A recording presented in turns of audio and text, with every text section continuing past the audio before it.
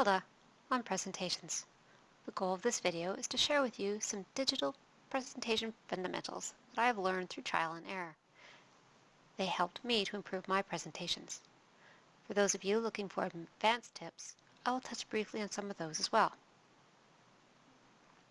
So on Today I Learned, here's a countdown of my top 3 fundamental things that I have learned to create effective and interesting presentations. I prefer to use titles and not paragraphs. Instead of filling up slides with bullet points, I prefer to use one meaningful title, along with graphics or images to showcase one idea at a time.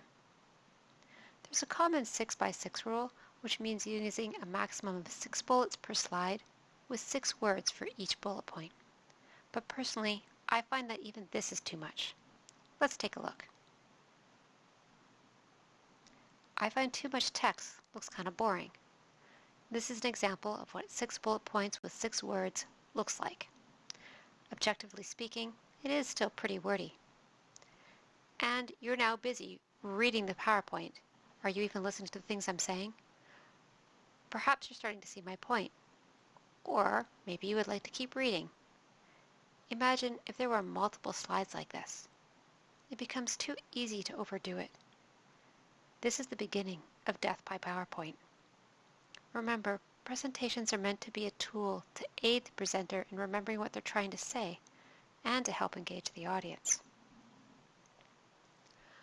I ask myself, is my audience actively listening to what I'm trying to say and the points that I'm trying to make? Or are they busy reading? It really isn't easy to effectively do both. This slide is an example of how to get that point across without using too many bullets and just using titles. And yes, you can have more than one title per slide. You'll notice that I use this format throughout this presentation. When you present, you're trying to capture people's attention. With a lot of words on the screen, you're just competing against yourself. My second fundamental concept is in regard to pictures. If a picture is worth 1,000 words, then in a visual presentation, it's really important to do it well. Pictures can convey a concept. This image is perfect for illustrating the idea of being unique or standing out. Storytelling is a great way to connect with your audience. Just imagine what this climber's story must be. And if you want to set a mood, convince people to relax and maybe just take a beat, what better way than a warm tropical scenery? Pictures can also elicit an emotional response. As shown here, big pictures can make a big impact. I'd also like to point out how throughout these slides I've only ever used one picture at a time. As a rule of thumb, one picture at a time helps to present one concept. In most circumstances, all you need is one picture. And if you have multiple images on a slide, you start to cloudy that message that you're trying to convey. Later on, I'll give an example of how you can use multiple images and still make them work. Finally, a major consideration is theme. Now, there's a lot more to theme than just picking a template. It means being consistent with the font that you choose, the size, the color, throughout the whole presentation. It also is about using the same kind of icons or photos that you use, the same style that you want to use throughout the entire presentation as well, and be consistent through the color palette and shadings.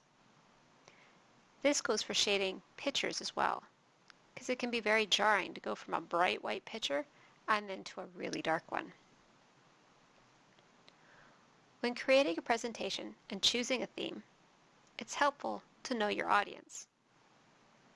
Are you going to be presenting to professionals? Are they expecting a more serious presentation? Or is this a time for whimsy? Your theme should help you be consistent throughout the presentation, but not limit your creativity. Now here's an example of using multiple images on the screen, as I mentioned before. Together, they help demonstrate the point that I'm trying to make about different theme considerations in this example, but they don't distract from that point. Another great tip is to use fully created templates. They have a consistent theme throughout, and they're particularly helpful when you're working with a group of people. It's the easiest way to achieve consistency from one slide to the next. You can find some great examples on Slides Go or Slides Carnival. These both provide paid and free options to choose from.